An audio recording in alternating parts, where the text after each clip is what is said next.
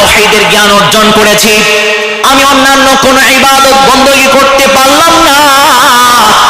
তাওহীদের জ্ঞান অর্জন করবার কারণে কেবলমাত্র লা ইলাহা ইল্লাল্লাহ মুহাম্মাদুর রাসূলুল্লাহ সাল্লাল্লাহু আলাইহি সাল্লাম পাঠের কারণে, অন্তর দিয়ে বিশ্বাসের কারণে আমি একদিন না একদিন জান্নাতে যাব।